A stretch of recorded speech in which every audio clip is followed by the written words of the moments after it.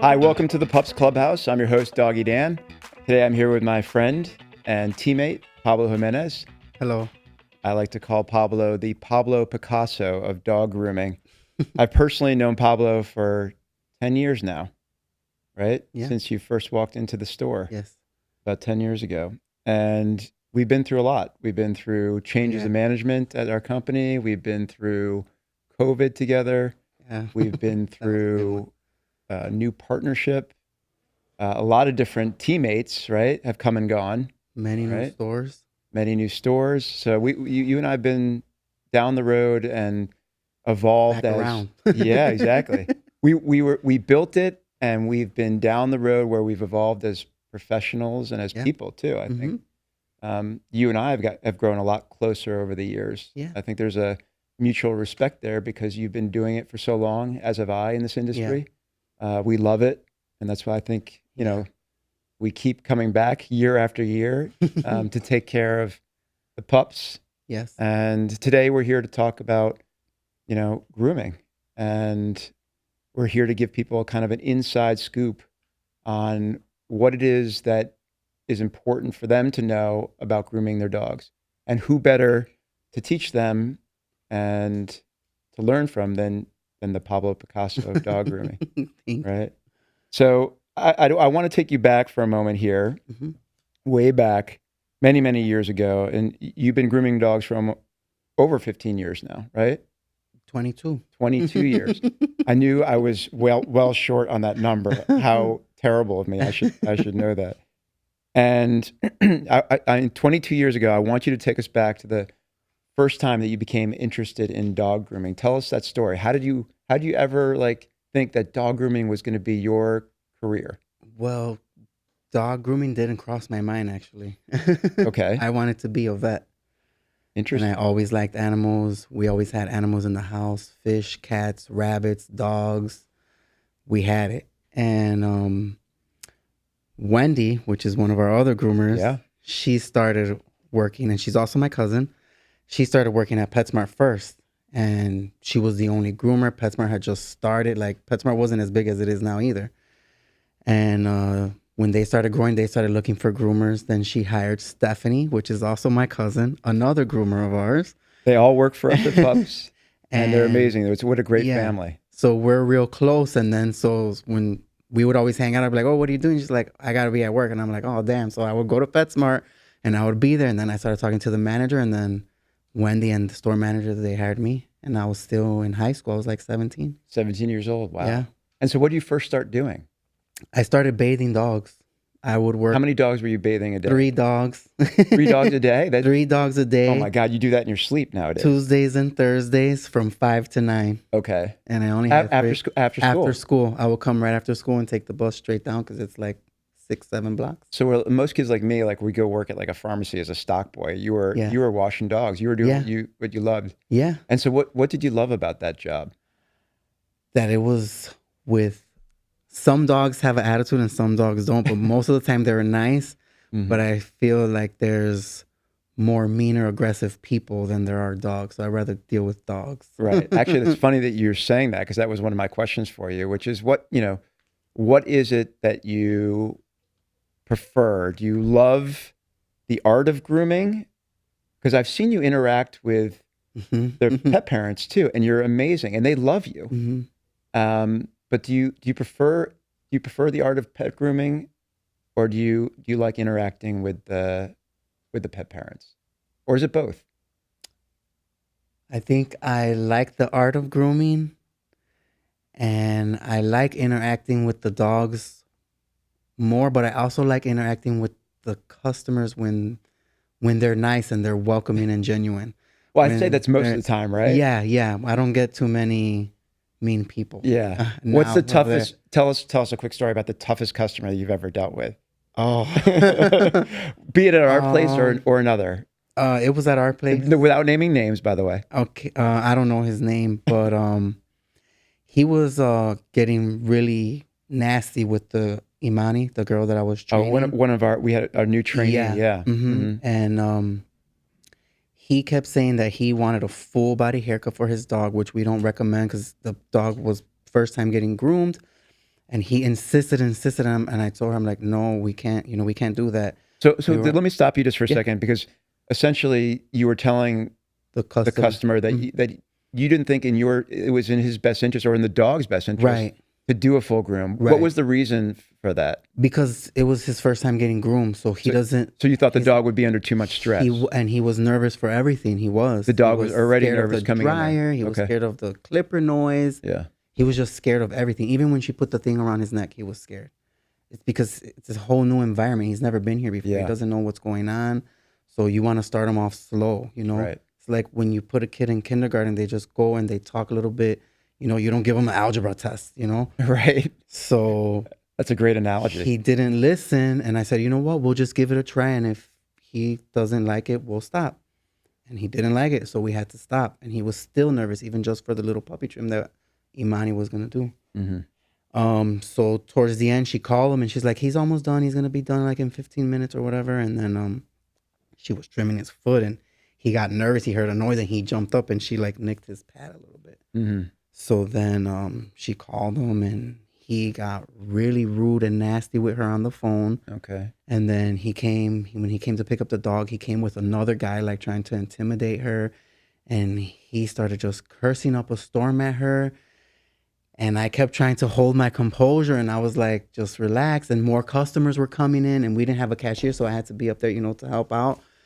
And he just kept berating her. He's like, I fucking said this and I said this. And I'm like, and then I just jumped in. I said, she already told you we don't have a vet. You can't come back. And then he got in my face. And I literally thought I was going to start fighting with him. Oh, no. Yeah. He Got that. like, So I presume you got so passionate about the situation because you were one, trying to do what's in the best interest of the dog. You felt bad for the dog, and two, like he was being offensive. Then I felt bad for Imani because she yeah. was like quiet and he just kept on and kept on, and I was like, oh, it just I got pissed off. So and I get it. Listen, we're in an emotional business, so people are going to get upset. They want their dogs cared for in a certain way, and sometimes I think they have expectations that don't meet reality. In your particular case and in this particular situation, it was really that he was expecting a full groom and you were seeing a dog that just couldn't handle that. Right. No. And for those of you who don't understand, that is a really great judgment call. That's not Pablo trying to deny someone service. That's Pablo doing what's in the best interest of that dog. Right. Now, unfortunately, the customer got upset and started attacking your apprentice, Imani, and then you got upset when that happened. Which, I mean, listen, you care for your people and you care for your teammates, and anyone who's faced with that situation is probably going to respond in a similar fashion. Yeah, well, and then all the clients, they protected me. So they saw what was happening and they said, okay. And they're like, oh, don't worry about him. We still love you. And I'm like, they're like, accidents happen. I'm like, that's a problem. I didn't even cut the dog. It was her. I'm just helping her because he's like going off on her. Well, I mean, she was your ultimate responsibility, right? Like, you were teaching her and she's learning underneath. So you felt obligated and to her, happen, to the dog, and and even to the customer to tell them, hey, listen, this is what's in the best interest of your dog. And we're, of course, always sorry about any type of injury that happens, right? Okay. Interesting story.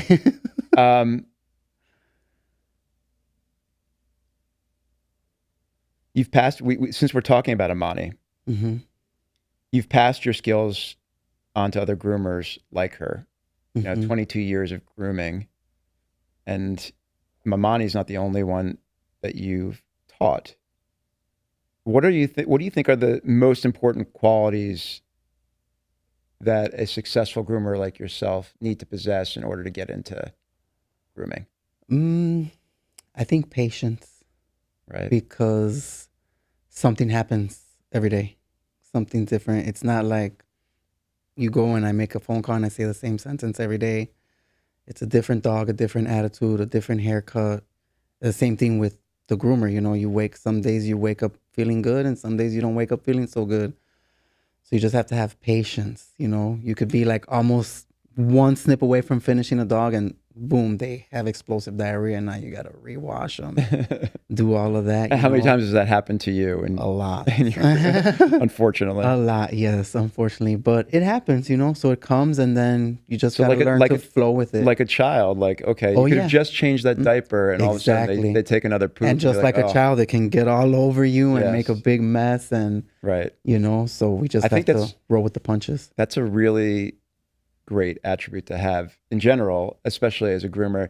And in this business, you need it, whether you're a groomer or a dog walker, a daycare attendant, and to even deal with some of the difficult customers that you mentioned before too. If you can't read some people and they can speak, imagine a dog that can't speak.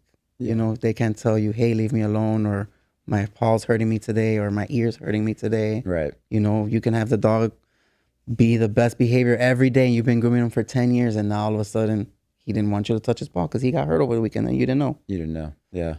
Well, I mean, I think, it's also like you're talking about patience, but you're also talking about compassion. Yeah. You're talking about like being able to really connect with the animal in a special way so that you can take care of them best you can. And I think, so love for animals is a given. Patience. Definitely. Anything else that you want to tell young aspiring groomers that they need in order to be a great groomer like you? No, I think patience and just, having a passion for the job and the animals and grooming and stuff like that. Yeah.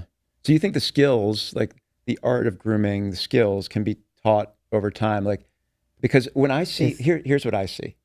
When I see a dog come in to meet with you, I see him in one condition, and then I am absolutely like blown away by what you do after that dog is finished. Like it's, I see the dog after you finish the dog, and I'm like, this is incredible work. I mean, this really deserves to be in a magazine. It's that good. And how is it that those skills are built over time? I mean, is it just experience? I think it's practicing and going over time. And a lot of times it has to do with the dog's hair too. Because it's like when dogs have fluffier, curlier hair, it's easier to fix it and shape it more when it's more flat. So I don't like to do flat coated dogs because I feel like they don't look as nice as fluffy dogs because you can't get that same shape. Yeah, fullness, it doesn't look the same. Yeah. I mean, you can get like a solid line, but you can't get the round. It doesn't look the same. So what's your favorite dog to groom? Fluffy dogs, so poodles, Pomeranians. Wow. So if I gave you a golden doodle, you'd be like, I don't want. But some of them have different. Most groomers can't stand doing those because they're a lot of work. Yeah, it's a lot of work with the brushing and the size and the drying. Right. So it is a lot of work. But then it depends on their hair too, because some doodles have like wavy, flatty hair. It's not like nice and fluffy still, and some of them have good, thick, fluffy hair. That's just like, that's my favorite. I want to fluff it up and blow it. Right. So my dog, like JJ, has got to be like the most boring dog to groom because he's got no hair, basically. No, because then that's the dog you can play with because it's easier to do. So you got a little bit of time to play with him. I think he thinks everyone's playing with him all the time. So I don't know if that's easy or hard. Plus, not being biased, I used to have a pit bull too. So I know. He's a sweetheart. I think he means well. And every time you bathed him, he always smelled so good. They're big goofballs. Oh, he's always was a good boy. Yeah.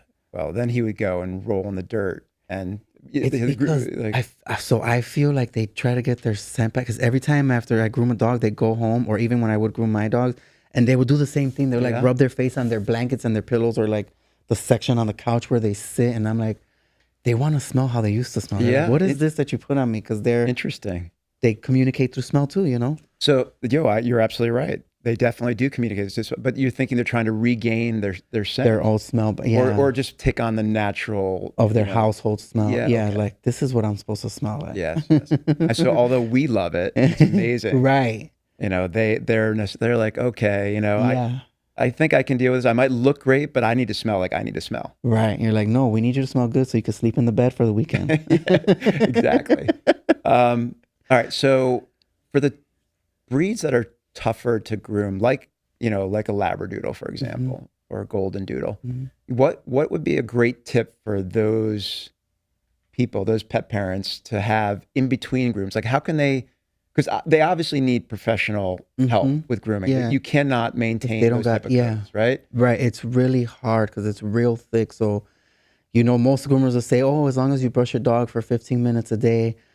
I'm like, yeah, well, if you have like a little Yorkie or like a little Pomeranian, but not a big 120-pound golden doodle, Right. it's gonna take you like half an hour, 45 minutes to brush them. And if you don't do it regularly and they have knots, it's gonna take you longer. And then if you give them a bath with even a little knot, it's gonna start to snowball and it gets bigger and tighter, and it just creates this big mess. And by the time you know it, you can't control it. It's out of control. So to those big dog, so the small dog owners, you They probably would should be say fine. they should be fine. okay. So if they Right. do some, 10, if you've got a 15 Shih minutes brushing Tzu, a day. 10, 15, Right. that should be sufficient. Yeah. What can the bigger dog owners do then? Anything at all, or just come more frequently? To grooming, because if a professional groomer thinks it's a lot of work, what would an average everyday person think it is? Right. But what if they see like a mat? Is there anything that they could do? A special brush that they could? Yeah, they can get it's called like a hard slicker brush, and Okay. just you got to brush like you can't brush too hard, or you can hold the knot so you don't get the skin. Okay. Because when you start to brush the skin, they get like brush burn, and it'll look like a hickey. Sometimes it'll bleed, but not like a lot, just like lightly. So You just dog gotta be hickey. careful. In grooming, there's things that are known as a dog hickey. That's Yeah, interesting. it's called brush burn. Yeah, we call it brush burn. Yeah. AKA dog hickey. Yeah, it looks like a little hickey, and So it's watch from out, brushing the listeners. Do skin too not much. give your dog a hickey. Yeah, and then they probably won't have it, but you have like thinning shears that has like a comb, Okay. but doesn't make like a solid cut, so it'll split up the. But that's mat. more professional equipment, right? right. Like a good pair of thinning shears is in the couple $100 range, Yeah, right? Like, yeah, you can probably find some for like $50, but they probably won't last long. Right, they won't last long. So it depends on Yeah, of course. So what other, like, let's talk about other aspects of dog grooming that people tend to take on for themselves, like nail clipping, for example, right? Everyone's always scared to clip the nails. What's a good tip to not hit the quick? I like to say go slow and just treat it like a loaf of bread. Cut slice by slice, thin by thin. Interesting. And then when you cut the nails, they like release this like powder debris, and they're real dry. When they start to not release the powder and they start to get more moist, you're just coming up to the vein and you just want to stop there. Okay. Sometimes if you get like close enough, you'll see like a pinkish and like a dot of like clear liquid will come up because you're like right there. Just stop, because if you do one more, you're gonna make them bleed. Okay. And what about for people who have let their dog's nails just grow too long? They haven't come to see you in a while. I mean, because the nails start to like bend. They start to bend. That's bad for the dog. And then people, I think, sometimes think that they can just cut it all the way back, and they can't do that. That has to be done by a vet. Right. So you would suggest if it does get into that condition, to take their dog to a vet. Bro, they can come see the groomer first. If it's the quick, sometimes the nail grows and not the quick. It's so weird. It's like it depends on the dog. Mm-hmm. And if the quick hasn't grown, we can cut back that nail. But if the quick has grown all the way, then they would have to see a vet, and they would like cut it back and surgically like clot it up and all that. Got it. All right, let me go back to my questions here because okay, well, here's a good question for like if you have a dog that has a high maintenance coat, and give me some high maintenance coat dogs for our audience, to Doodles, Afghans, Yorkies is not so much, but it can get Shih Tzus because they're thick. Yeah, their hair is thick, but it's more straight, but it can still get knotted fast. I think it's just brushing. But how often should they see you? Like let's say they're doing the minimum maintenance. The minimum maintenance, I would say every 4 weeks. Every 4 weeks for something. Right. You can do like a bath every other time, maybe like a face, feed, and fanny to keep everything neatened up. Yeah. And then every other time do a full body haircut. What are the top reasons that grooming is so important in general for the health and well-being of the animal? Oh, because they start to stink. They can get skin infections, yeast infections, fungal infections. Right. And it happens a lot in their ears. Sometimes if it gets really bad, it can be on their skin. A lot of times in between their paws, and it gets real yeasty and yucky. So we got to like shave in between the toes so like the skin can breathe, and they can apply the medication, and we could use the medicated shampoo. So regular bathing or grooming will help prevent those type of conditions. Yes. Right. Mm-hmm. So when I've seen you check a dog when people come in, and it's really amazing how you thoroughly go through the dog and you check for mats and you check the skin condition, you check the eyes and the ears, even check the tush. Yeah. The anal glands to see if they're if they're impacted or not. Yeah. What is it that is there a certain process you have? Like, and if I'm a pet parent, what should I be looking at? I mean, I like there's the obvious things like sometimes if I see like eye gunk, right? Yeah. And for dogs, like for example, English bulldogs have the folds, and like you were saying, they can get kind of yeast in between the folds. But what else should I be looking for as a pet parent? As far as the skin and coat and even the anal glands of my dogs. What are the red flags? Sometimes like you'll see like bald spots or like sores and stuff like that, open wounds.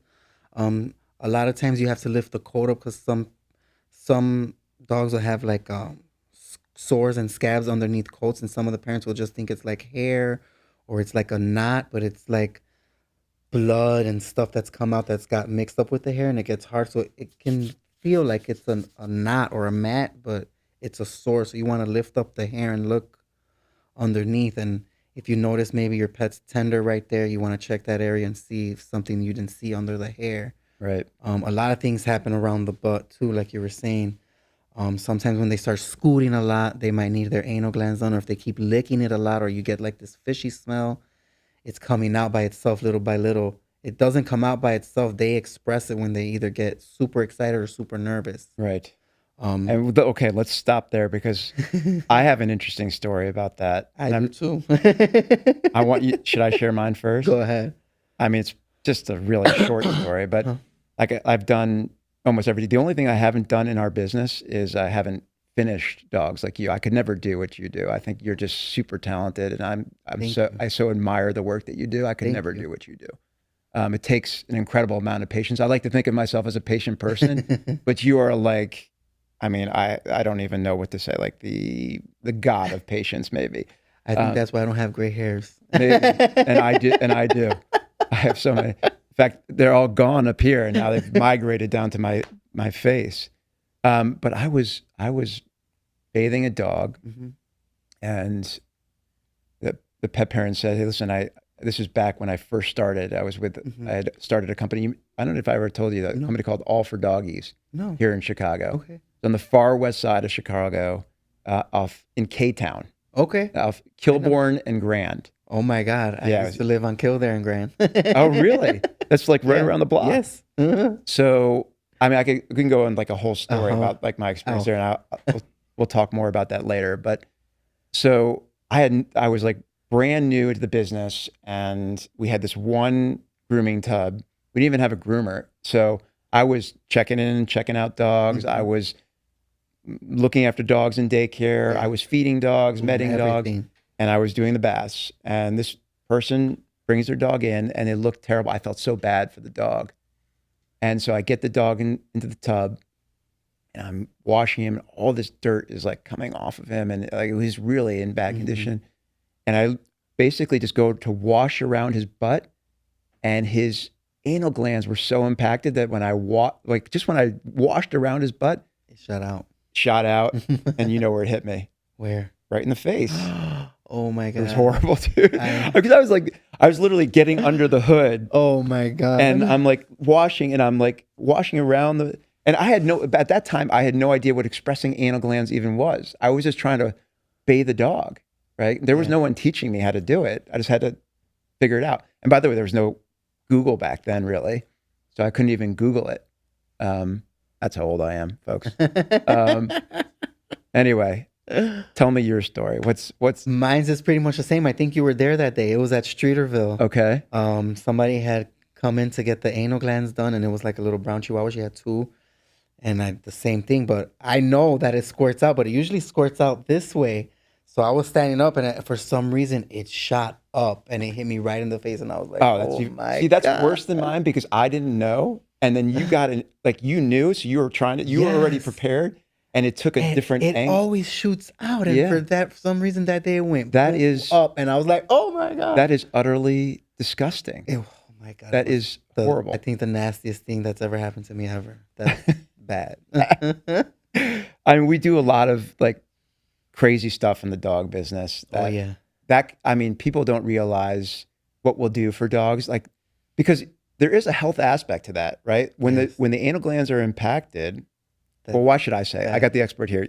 Tell us what happens with the dog. They can get an infection. Infection. The sac will rupture, and it comes out on the side of the thigh. And you're like, "What's this on the thigh?" But when it has to do with the back, but it's because it's inside and it's on the side, and it'll rupture and it'll come and it'll get a bad infection, and it's just really bad. But And always- for those of people, right? It's terrible. It's terrible. For those people who don't know, when the dog, like Pablo was referring to before, the dog's licking there excessively, when he's scooting his butt on the ground, when it looks like it's poking out, like they got to poop, but they're just Right. walking normally, they probably those need are the it. signs, folks. Right. You got to watch for. Always check with your vet though, because some vets say do it, some vets say don't. It's kind of one of those things. When you touch it, you always have to do it. If you leave it alone, it should be fine. But especially with smaller dogs, because bigger dogs, they express a little bit every time they poop, because it like pushes a little bit out. But smaller dogs, it's not that big. Interesting. You know, so Okay, for you smaller small dog- dog folks right. out there, check with your vet and see what the vet says. and you can check regularly with the groomer too. So if you Yeah. are, the groomer should be pretty adept. And the at- groomer's going to tell you the same thing. If you've Yeah. never had it done, if we've never done it,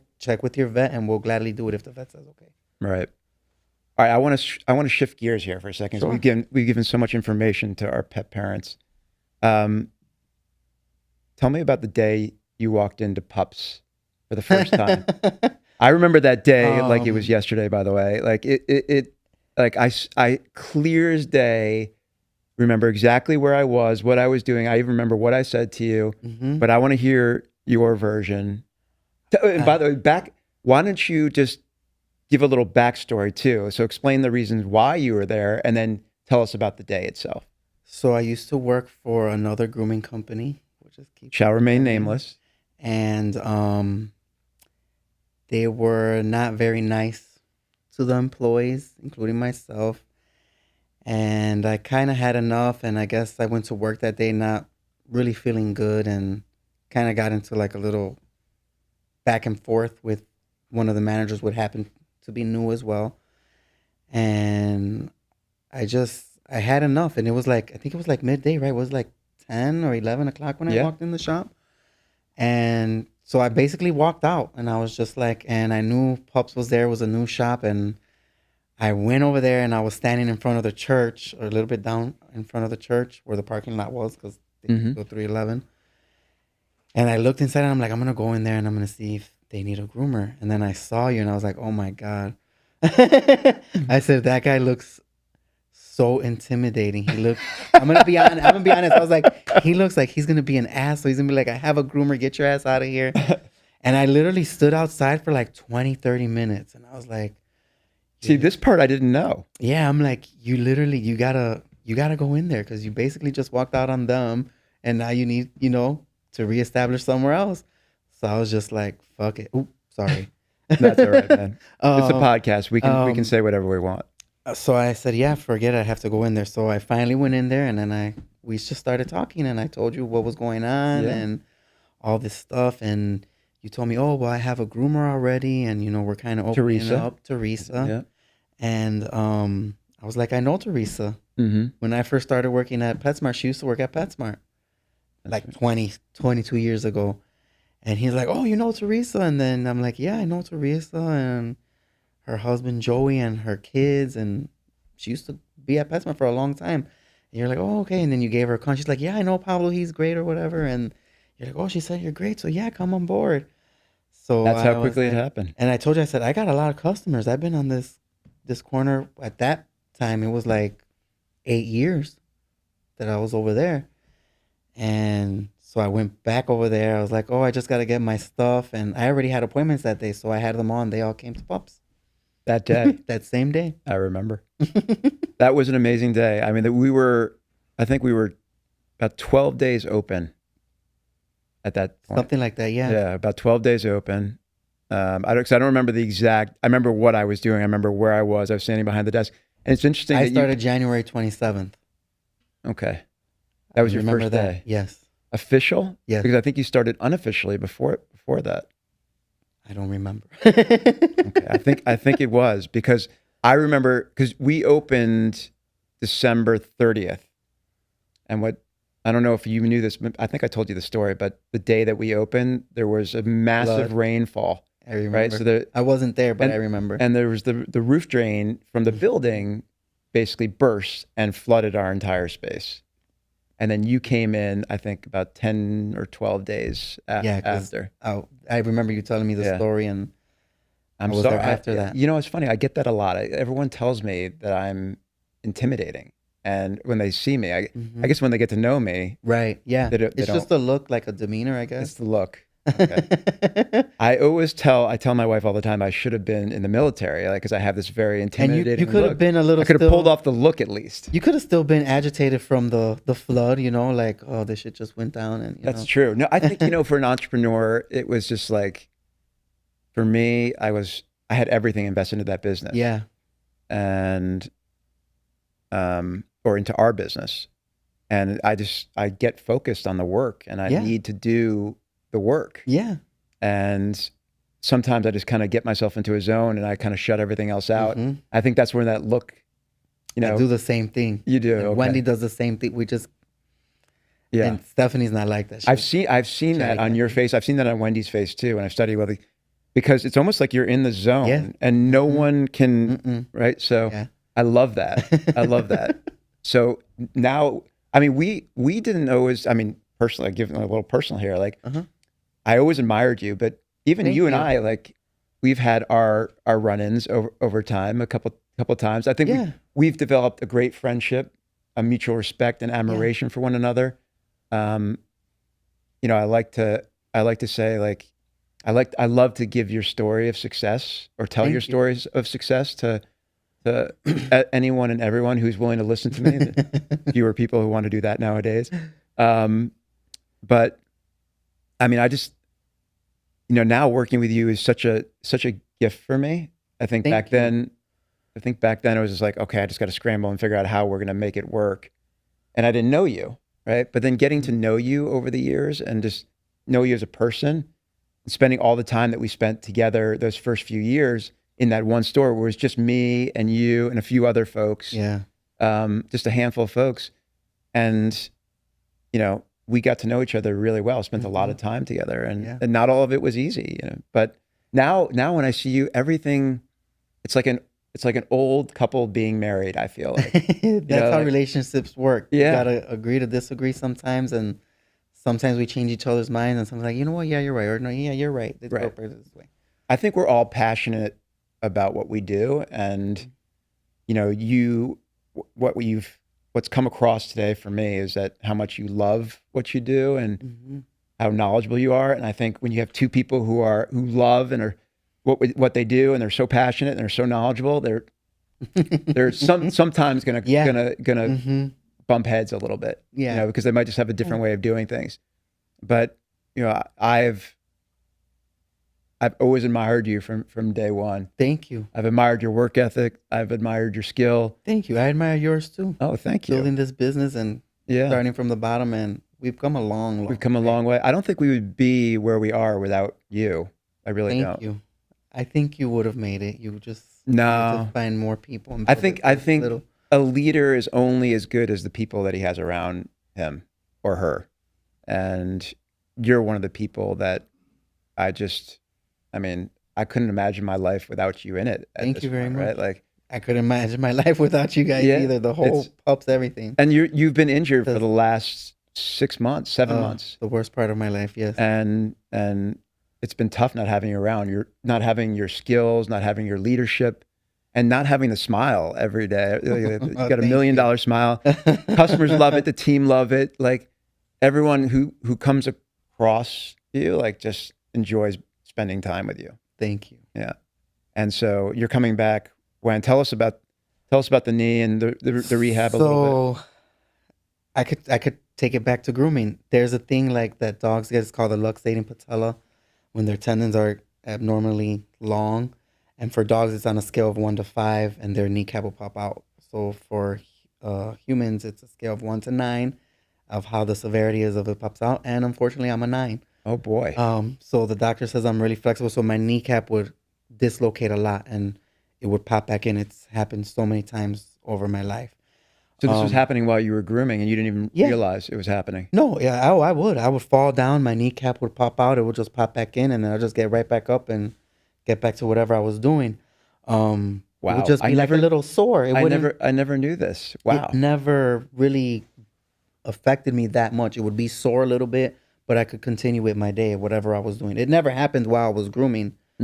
Um, Mostly like at the house, like if I turn around to get something or stuff like that. But anyway, so that last time that it popped out, the tendons that would pull it back, they tore, so it didn't pop back. So I had to go to the emergency room and they popped it back. So I had a full knee surgery, and the surgeon says it's 5 months for the recovery with therapy. And then the reason why it took a little longer was because they were having a little trouble lowering my blood pressure to go under for surgery. Right. Because you were just so amped to get back. Yes, and I think that's why I got my gray hair. I mean, we miss you. We miss you, and we want. Thank you. I miss it too. We can't wait to have you back. But we've talked quite a few times since your injury and since your surgery, and one thing that we've always emphasized is that making sure that you're 100%, you feel great, physically and mentally before you come back. Definitely, right? Yeah. I mean, you need it for yourself.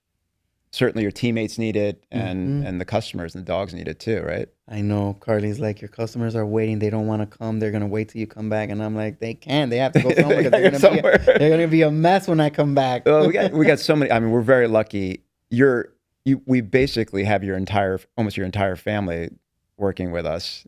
Brenda and Wendy, Steph and Ruben. So like. And they're spread out all over the city, which is pretty amazing, and different clubs. Yeah, we've always worked together in grooming, and then I brought them all to Pups. Yeah. Which I think is kind of exemplifies, what you feel about the place that you work now versus where you worked before. And nobody would refer a place they didn't like working at. Yeah, that's true. That's true. That's very true. So tell me about this. Like, as long as we're on that subject, tell me about the state of the grooming industry as you see it today. What's going on in grooming? There's money there. It's people treat their dogs better than their kids. I agree with that. I agree with that too. I'm all for it. Kids talk back, dogs don't talk back. And I think dogs are like they show you unconditional love, and that's why people love their pets. Right. So you think well, grooming from a health and wellness perspective for pet parents is a necessity. Yeah. But you think that people are doing it more, like I see a lot of almost like hairstyling for dogs, like very unique cuts. Yeah. I see coloring now. Yeah. Some people I see like nails being done. Some people, they want to get funky and change it up and do like weird styles and stuff like that. Are you hip to that kind of stuff, or are you more traditional? I think I'm more traditional. Yeah. If a customer wants it, I can do it. But as far as me, like for my own dog, I think I will keep it more traditional. Right. So, but I've seen now. Have you seen these where they actually color the dogs to make them look like a different animal, like to make them look like a lion or a bear? Panda bears. Yep. Yes. They do that with chow chows. Yes. I mean, I think that's amazing. It looks really cool. Yeah. Yeah. We actually just hired someone, joined our team who does that in New York. Oh, nice. Yeah, that's so cool. It would be pretty cool to see what she's going to be able to do with some of our customers' dogs. I hope they're into it. If they are, it'd be awesome to. I'm to see pretty that. sure they are. It's so funny because I met a couple of girls a few years ago at Market Days, and they were like, "Oh, we're from New York," and I'm like, "Oh yeah," and we started talking there. I'm a groomer, and they're like, "Oh wow, we have a Shih Tzu," and they're like, "Grooming is booming in New York, and there's groomers everywhere, and we take our dogs to the groomers," and I'm like, "Yeah," she's like, "Oh, I like to paint the ears pink and all this stuff," so. I'm pretty sure they'll get a lot of business with that over there. Yeah. So what should people, I mean, it brings us to a question, like talking about like, kind of like some of the things that maybe attract people to groomers, like these cute, maybe even kitschy things, like coloring the dog. And by the way, I'm all for them. I'm not, but what should people look for in a groomer? I mean, there really isn't any great or unifying body of certification, right? Or regulation. No. So how does someone assess a great groomer? I guess it's kind of like not to put like the beginners down or anything, but it's like certain years of experience, sometimes word of mouth. I had a customer one time that would come on Sundays once a month and would watch me from the window, and I used to get creeped out for a minute, and I'm like, why is she like just staring at me? And she finally made an appointment. She was like, I just wanted to watch you and see how you were with the dogs before I made an appointment. Okay. And I saw how good you were with the dogs and how gentle you were. And so I decided to book an appointment. And she ended up making an appointment. And unfortunately, actually, she put Clark down like right before my knee injury. Oh, okay, so she was with you She a was long with me time. for a long time. So Yeah, we've been together now 10 years. So Yeah. was she? Clark probably was like 10 years old. Oh, But wow. Clark was a new customer there. Well, I'm sorry for her loss when you. Yeah, she got sick out of nowhere and she had to put her down. But That happens a lot. she, Like you Yeah. get really connected with your customers and their Yes. dogs, and Mhm. I'm sure it's painful for you when that happens. Yeah, Clark used to actually bite her, but Clark never bit me.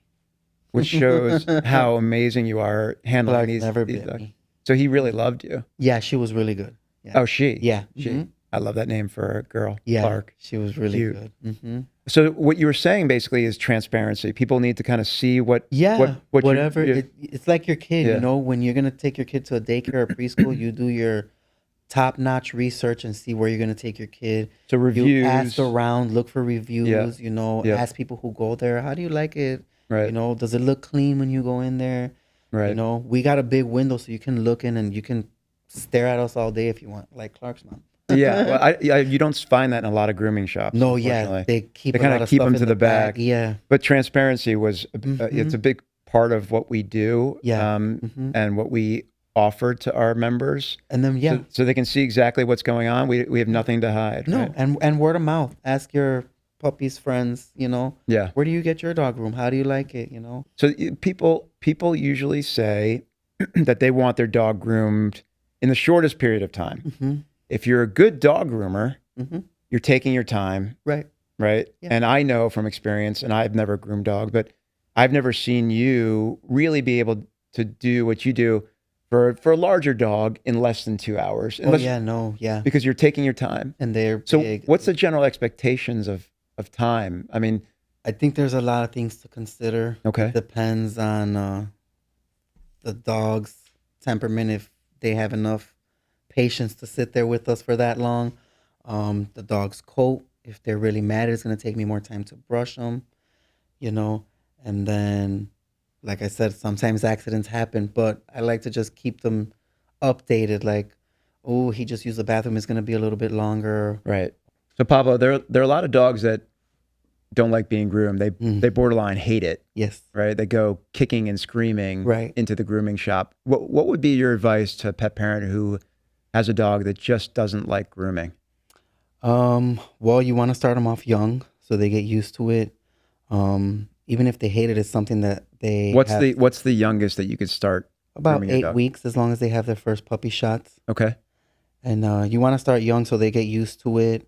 Even at home, even not just for the groomer, for the vet, you want to like rub their feet, play with their mouth. So, you know, when we go to brush their teeth, when the vet goes to look in there, touch their ears, just so they get used to the groomers and the vets handling them.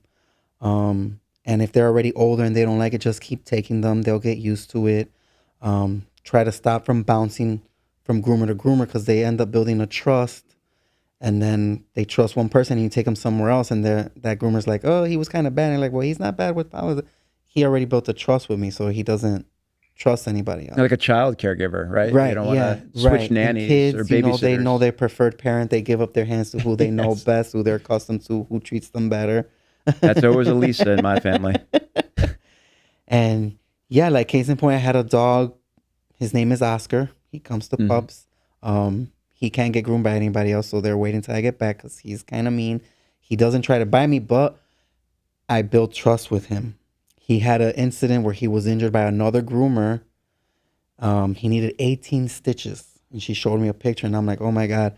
When she first brought him in the store, he literally tried to bite her and her daughter. Oh, So wow. I just took him in the back, and I sat on the floor with him. I sat on the floor and I let him come to me. I sat on the floor for like half an hour, and I kept, you know, tugging at him and playing with him. And finally he came and he sat in my lap, and now I can groom him. And If it does, by the way, if the grooming gig doesn't work out, there's always room for you in the dog training team, oh, because that is a classic dog training move. really? I mean, amazing. I just, yeah. And you're natural. I just sat down on the floor, And Carly's like, I have to see this because he tried to attack the mom and the daughter. And she watched the video, and I literally just sat there for half an hour, and he finally came. And I told her it's going to take longer because I had to sit on the floor with him for half an hour. But he trusts me right now. The only thing he doesn't like for me to touch is his feet. Mm-hmm. And Have you worked your way around that too? yeah, now he lets me cut his nails. Once in a while, he'll do a little growl, but he doesn't try to attack me. Okay. But Wendy texts me, and she's like, I tried to groom Oscar, and she had to take him home. I couldn't do it. Oh. He's really aggressive. I'm like, it's because he knows me. He got 18 stitches from his previous groomer. So now that's saying a lot, because Wendy, I think, is she's probably got the more one years than me. Yeah, and she's probably like the one person that you look up to. Yes. Right? Like there's not many. Yes. I know you have you respect all your teammates. Yeah, of course. Like we have definitely. a big grooming team, and they're all wonderful. Yeah, of but course. Wendy's like the person that I think all of. If I had a question, I would ask. Yeah, Wendy. you would ask her. You would Yes. ask her. How often does that come up now? Like how do you? Not too much. Not too much. Not over 22 years. No. Right?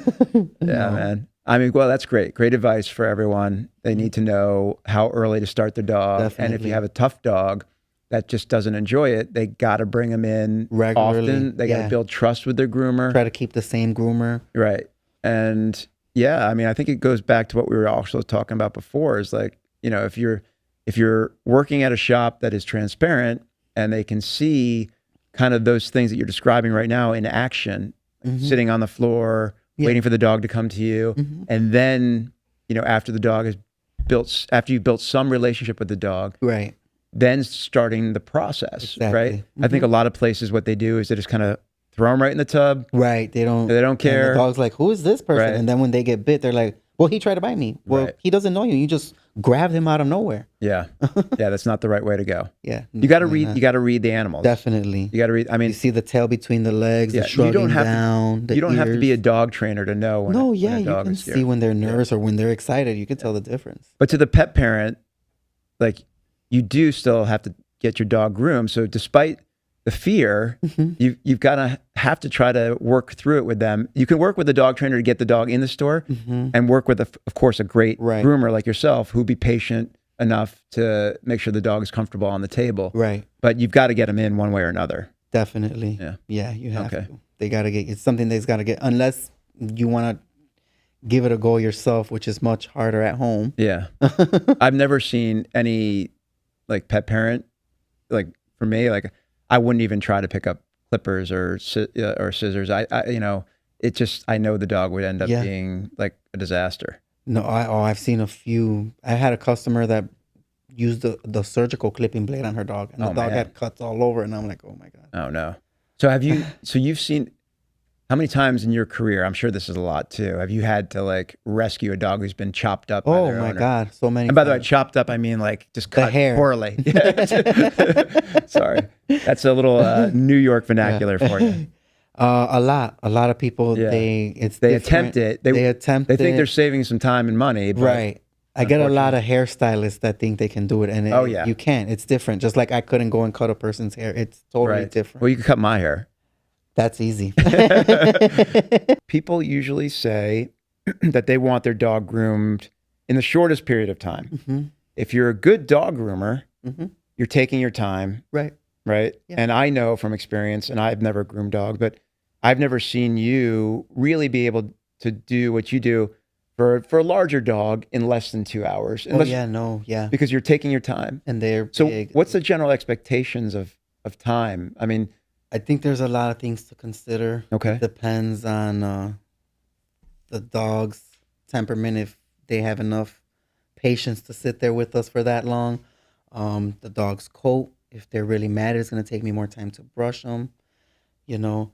And then, like I said, sometimes accidents happen, but I like to just keep them updated. Like, oh, he just used the bathroom, it's going to be a little bit longer. right. Or So good groomers, so going back to good groomers are always keeping you informed. updated, yeah. Right. Like, So not only when you check the dog in, you're saying, hey, I see this, I see that. right, it might take longer. I'm going to give you a But during call the and let process, you know. Right. you're saying, hey, It's going to take even longer gonna now take- that I'm getting a Right. better look at it. right.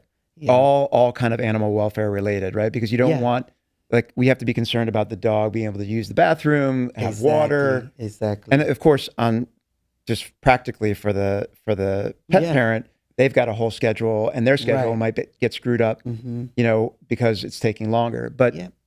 what you're saying is no matter what we do, if it does take longer, we're doing let you know. We're going to let you know, but we're doing it based on what we think is in the best interest of the dog. Yeah. Okay. Some dogs don't like to be in a cage, so. And also really important, like some grooming shops I've seen are just kind of factories. They're kind of like just churning dogs through. Mm-hmm. Whereas what we focus on in our business is quality. Right. Taking our time and the health and well-being of the animal. Right. That comes first and foremost. Mm-hmm. I think a customer that wants it done right away, once you explain it to them like that, they're like, okay, I understand now. Yeah. Take your time. And now most of the customers like, oh, take your time. Just let me know whenever you're ready. Give me like a heads up. And we usually call like half hour before they're done. Yeah. And then they can come pick them up. Yeah. Well, you're usually booked up 4 to 6 weeks in advance. Mm-hmm. And I'm sure people are anxiously awaiting your return. And so the doctor said sometime possibly in October, right? Right, like around Halloween, because I'm hoping that it can be sooner because he said that I'm doing good in therapy. Yeah. But he said it's normally like a 5-month recovery after surgery. Right. So that's around Halloween. But I want to come back sooner. Yeah. And for those who have never met Pablo, I encourage you to go visit him at Pups in River North. He's an amazing person, and he's just as good of a groomer, probably maybe slightly less as good of a groomer as he is a person. And that's a pretty high bar to begin with, because I really, as a person, I think, much. Like I said before, you're just one of the best people that I know. Thank you. And so that experience, that you went back and you referred that you shared that story about Amani. That was a day that I think if that customer was judging you on that experience, then he doesn't know you. No. From the inside. Well, he should know me to know that I was defending her from him. Yeah, well, that's true. That's true. I don't want to go back there again. Yeah. But anyway, I want to thank you for doing this today. This was amazing. I think you've shared a lot of insight, into what it is to groom dogs, what people should be doing for themselves, the things that they need to look out for their own dog from a health and wellness perspective as it relates to grooming their dog. Mm-hmm. We've talked about how to find a good groomer, and then we've shared some personal stories, which are always fun. Yeah. And I really want to thank you for sharing today, and your wealth of knowledge is unparalleled in this industry, and we got to get voices like yours out there more. And I'm hoping that we can get a chance to do this again. So definitely. When you get a chance, go online or call Pups Pet Club at River North to check out Pablo's latest status, and soon enough you'll be able to book with him. Hopefully sooner than later. That's right. Thank you, everyone.